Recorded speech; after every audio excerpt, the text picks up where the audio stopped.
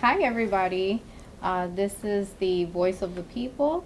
Uh, your host, Clarissa, co-host, Henry Candido. This is episode 2.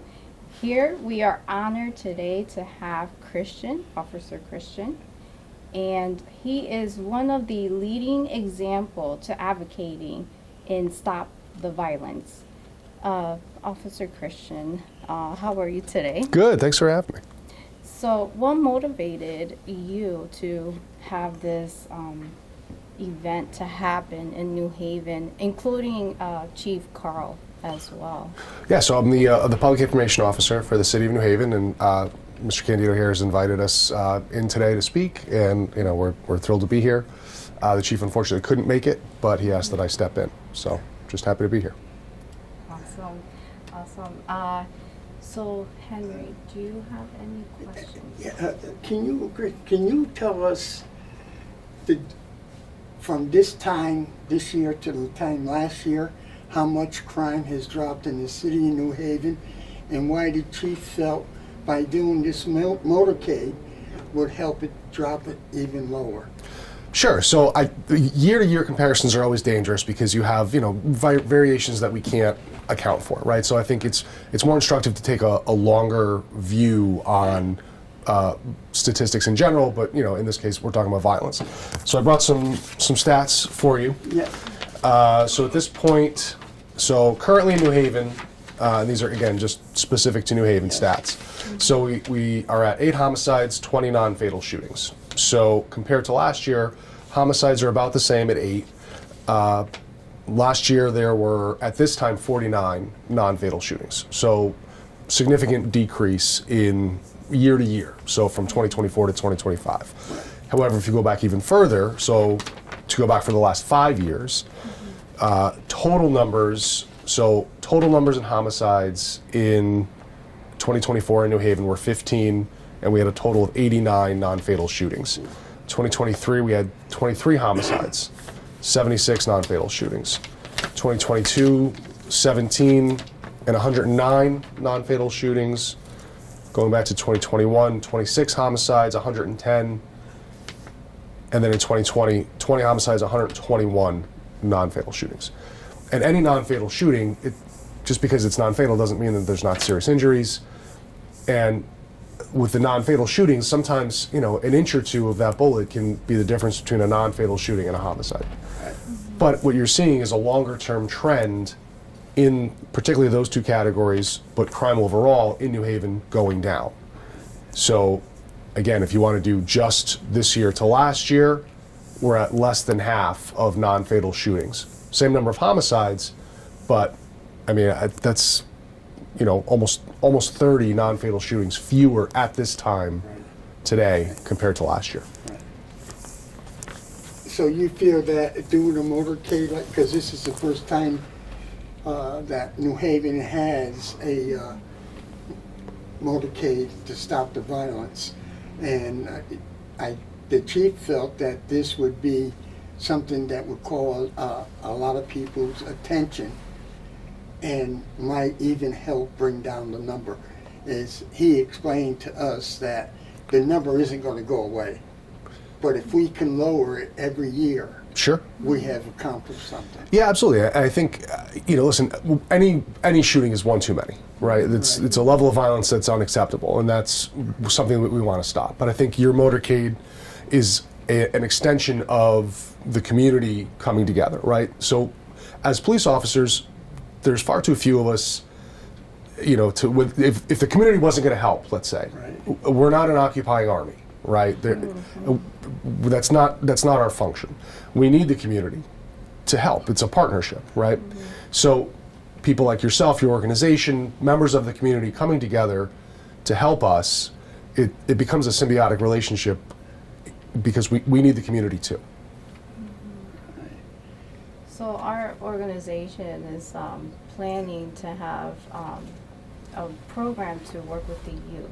Mm-hmm. So what do you think about that? Like having a chief officer working with the youth and, with this whole situation with violence and what's going on now in New Haven, would that make an impact? Would that help? Absolutely. Like- I think that, you're the youth of the future, physically and from the perspective of these are going to be our future citizens, our future leaders, they're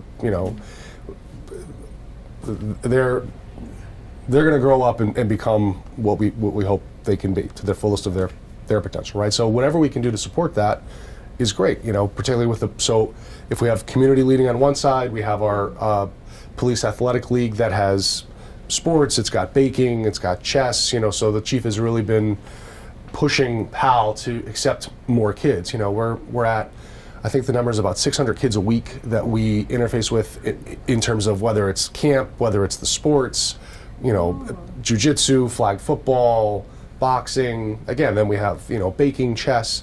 So if we have, on your end, community members reaching out to the kids as well, that's great. I don't think there could be too much help. Yeah.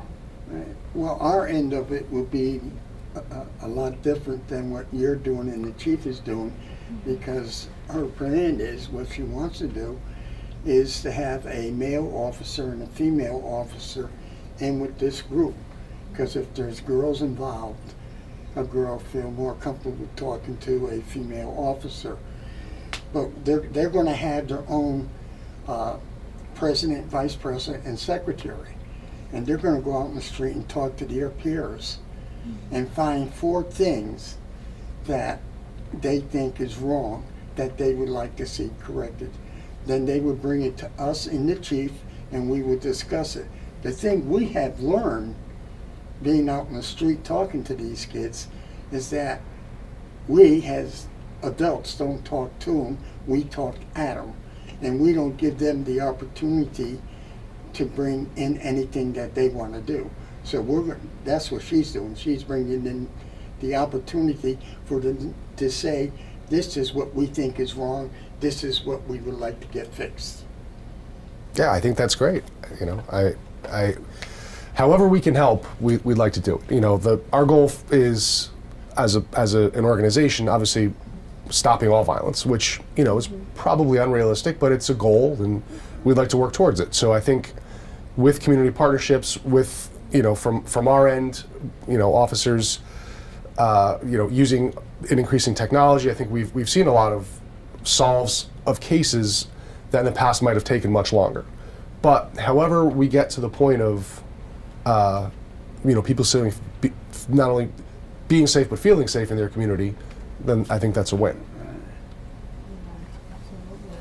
Absolutely. So there are police officers that volunteer in the community, so in different programs in New Haven, or? So we have, are specific to P.R.O.U.D or?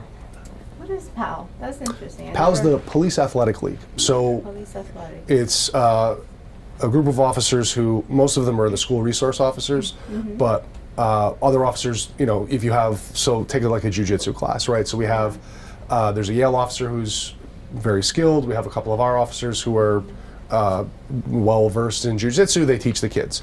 So we have P.R.O.U.D camp. So we have a summer camp for kids, and Monday through Friday, they're doing activities. The group of officers are very dedicated to that. But it's a way for us to engage the youth in a way that they feel comfortable. If you get a kid who's, hey, I'm not a jiu-jitsu, but I like to bake, I like to play chess. That's great. We want to meet them where they are and what their interests are. So, and that's something that the chief has been very outspoken about, and really put a lot of our resources and our officers' attention towards that. Okay. So just the P.R.O.U.D, and is there another resources as well, like other resources or any other? Well, we work with community partners as well. So we have, I don't want to start listing too many because I don't want someone to feel that I left them out, No. But Clifford Beers we work very closely with, Stop the Violence, Project Longevity. There's, however we recognize that there's not one way of doing things, and there's not just, one group that we need to focus on. So we've really tried to be partners with as many people as possible that we can give young people, but just regular people, as many options as possible. Absolutely. You know what I find very interesting, and I think Chris does also, as we're talking to police officers in New Haven and around different towns and cities that we've been in. And one of my favorite questions is, why did you want to become an officer? So for me personally, Yes. you mean? Police, when I was a kid, I should have brought I shouldn't have. Not that I carry my 8th grade yearbook around. But in my 8th grade yearbook, it said police officer. I think that was just, something, I think from a certain perspective, it was something that I could sort of easily conceptualize. AI wasn't a thing when I was a kid, so it wasn't like, oh, I want to grow up and be an AI researcher, or I didn't have YouTube. I didn't want to grow up and be an influencer. An officer was just something that was appealing to me. I moved career-wise. I tried a couple of different things. I went to college, went to grad school. I was working as a grant writer. I was working in an office that really wasn't my thing. So I ended up getting laid off in 2008 from the grant writing position. There was the economic downturn in 2008, and it was kind of like it was in my late 20s at the time, and I'm like, what the hell am I going to do? So I ended up applying. I said I had the jobs I was working. There was around officers who they were working overtime or whatever, and so you get to talking, and I said, I think I should do this. So I ended up being hired by a smaller department, and I was from New Haven. I decided if I was going to be an officer, I wanted to do it in the city. So I applied, and here I am. So it's been about, I think I'm in year 12. So 12 years. Yeah, I think That's I'm a in long like time. 16 or 17 Wow. overall. Yeah. Yeah. Time goes by. It does, yeah. So, but yeah, listen, the city overall has always been very good to me. The department has been very good to me. And I think that we're, as an organization, as a career, as an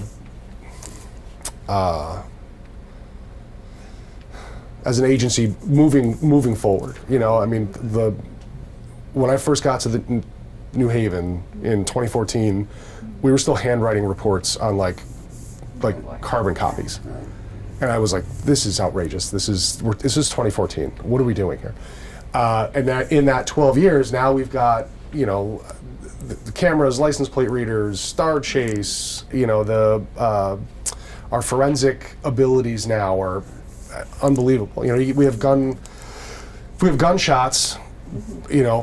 Sometimes within 24 hours, we can trace that gun by processing the crime scene, taking those bullets, and seeing what other crimes that gun might have fired around town.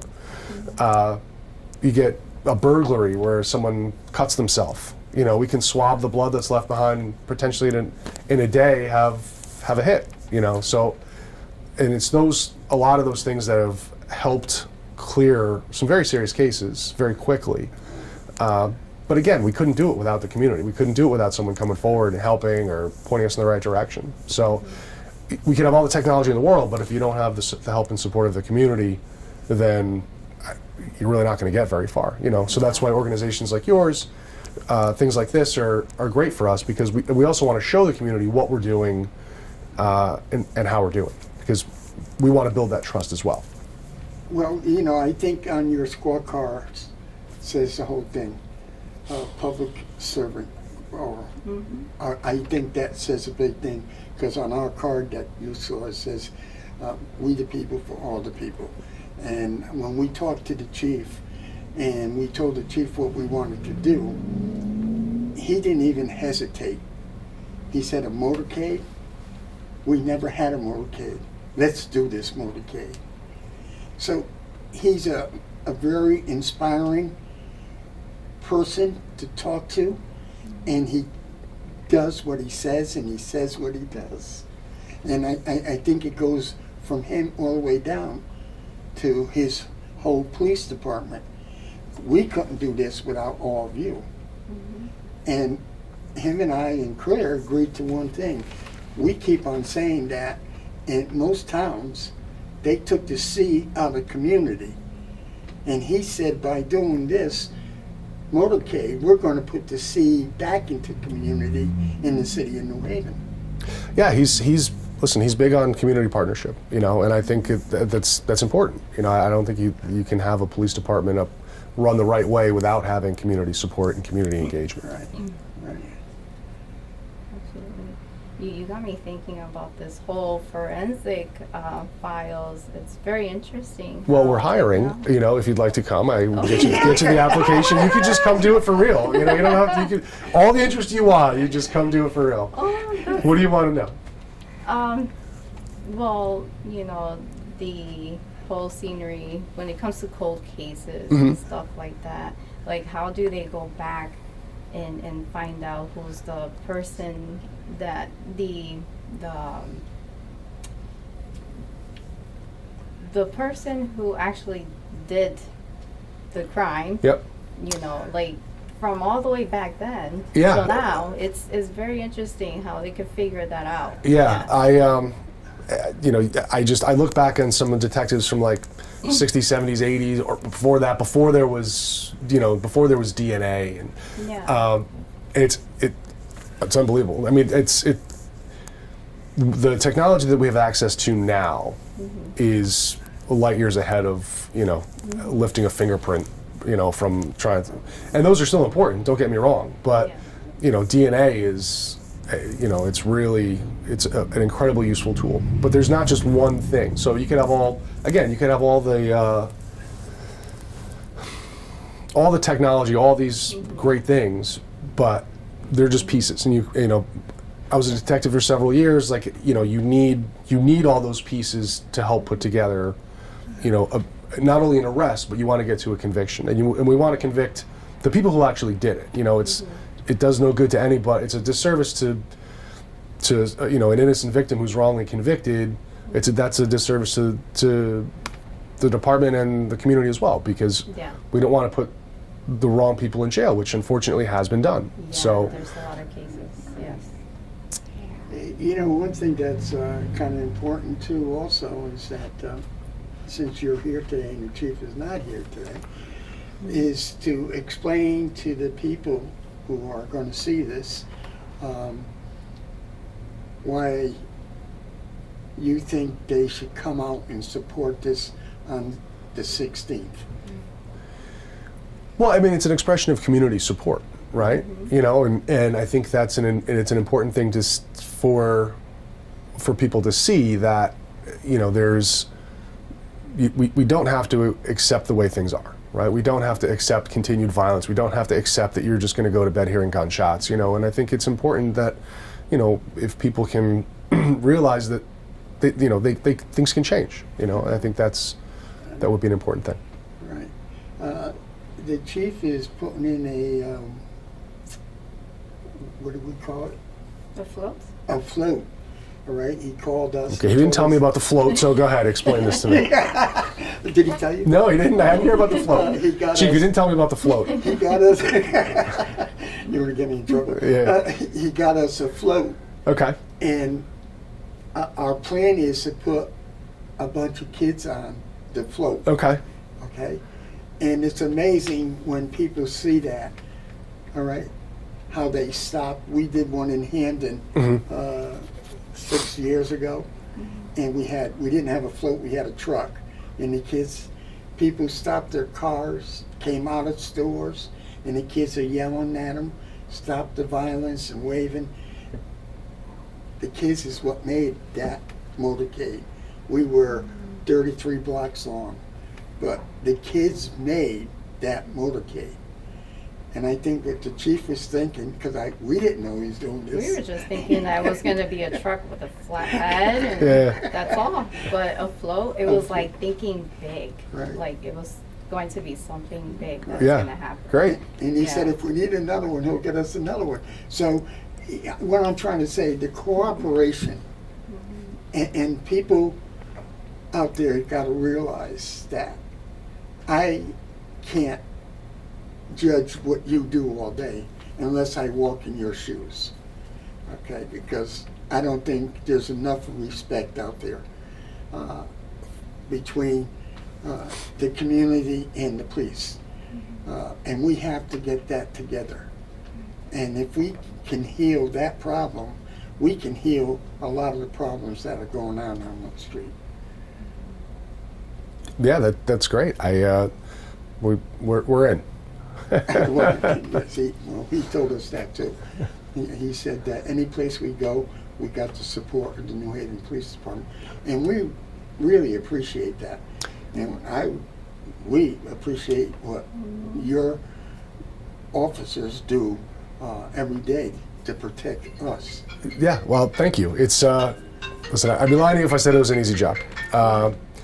But the chief has been very big on community partnerships, and he's always out there. To his credit, he's infrequently in his office, which, as a public information officer, when I need him, he's out at a meeting, at a community event, something like that. So sometimes it drives me crazy because he's a little difficult to get a hold of, because he's I'm here. It's like the guy's he's got a lot of energy. Now we are the Hamden. We're a Hamden-based organization, and there's been a big change in our police department because one of your New Haven police officers is now our chief, Chief Reynolds.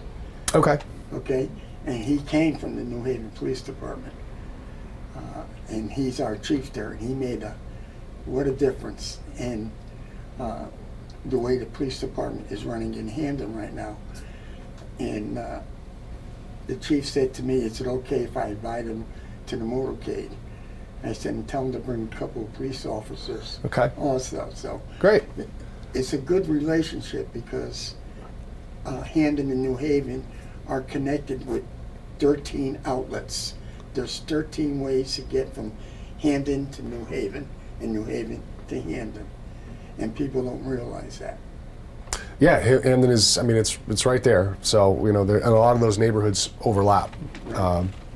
But great. Yeah, it's listen. It's always good to see New Haven alumni doing well. New Haven was at the forefront of this national trend back. Community policing is sort of the buzzword, if you will. But I think there's really something behind that. With unfortunately, our staffing levels right now are not what we wish they were to be able to bring back things like walking beats. But having those officers integrated into the community really makes a lot of difference. Even 10 years, some of these officers who used to walk a beat in particular neighborhoods, now they're sergeants, lieutenants, whatever, but they'll remember, and people from the community will remember them of, events that they went to, or, remember seeing them around. And, I think there's much more, I was never assigned as a walking beat per se, but having walked, an overtime shift here, or, a bike beat, it's much easier to have a personal connection than when you're in a car with your window up. Yeah. Right. And I have one more question for you. Just one? Well, maybe. How do you feel? This is always a dangerous one. Well, hey, look, you're the expert. We're not. I'm not an expert, sir. I can promise you. Claire and I have something that we would like to try. Okay. We would like to drive with a female officer, Okay. and when she makes a stop, we'd like to get out of the car, and I know you have to sign a waiver. I did that before. Sure. And see the response that she gets from the person in the car. Okay. Then we want to ride with a male officer and see the thing, Okay. the same thing. And we want to see the difference, how the people in the automobile reacts to a female officer and to a male officer. Okay. Do you think there's a difference? Well, listen, I'm a male officer, but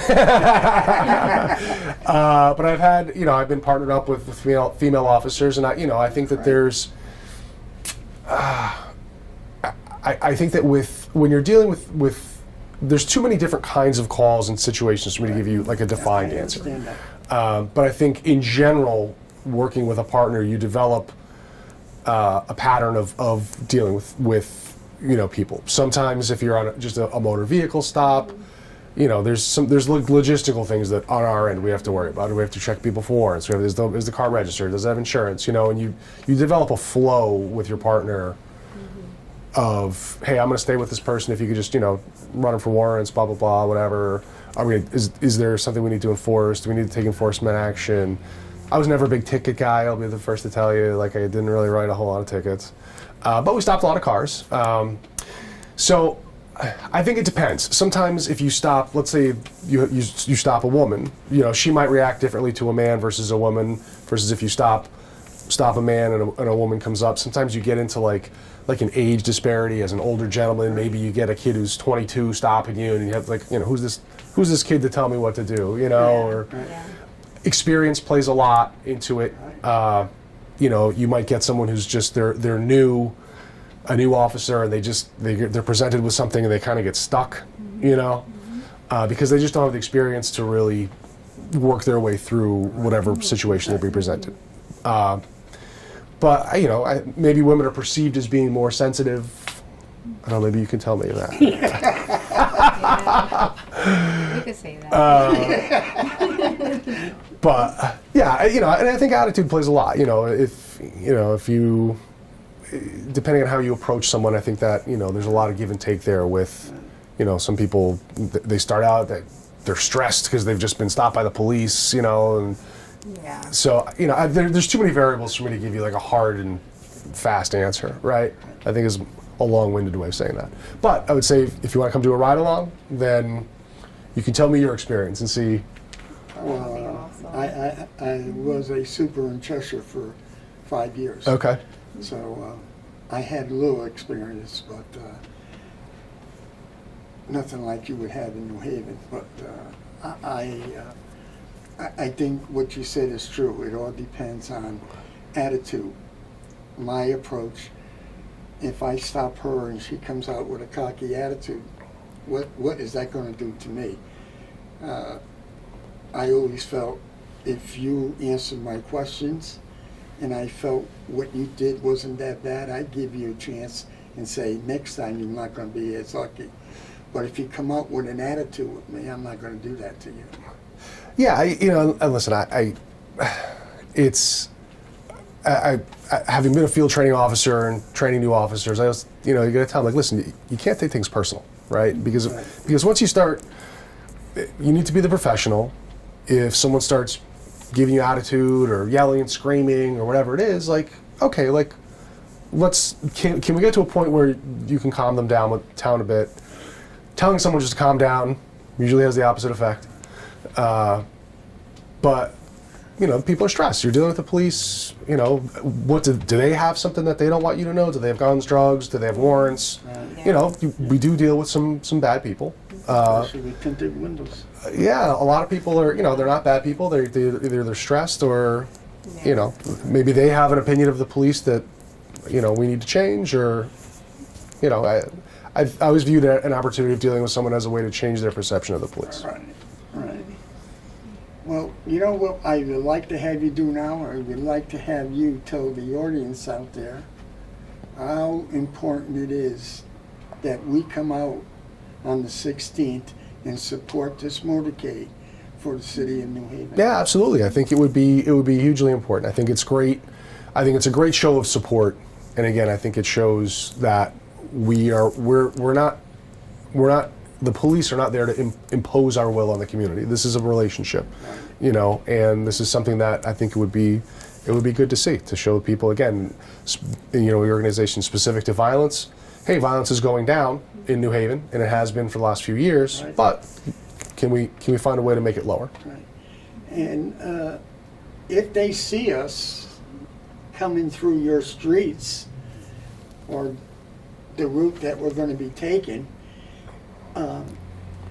come outside the businesses and come outside your home and show support by giving us your respect by coming out after us. And we want them to know that after the motorcade is over, we will be at Wilbur Cross High School football stadium for a program which has been coming bigger and bigger and bigger, because we got Rosa DeLauro coming in from Washington, and we got some names coming in to do some speaking and some entertainment, by the way. But this could never happen without the support, first of all, the mayor, and then of the chief. And I have to say, he has given 110% I've been on the phone with him more than any chief in the state of Connecticut. And I really do appreciate what he is doing in the city and recognizing the people. That's great. Yeah, he's been very committed to being transparent and to involving the community as much as he can. Like I said, I mean, he's always out there, whether it's weekends, nights. I mean, he's out there all the time. Right. Well, you can see him on the news because every time there's something going on, he's there. And I have to say the same thing about the mayor. And the mayor is right beside him at shootings. And Yeah, the mayor goes to. he goes through a lot of that himself.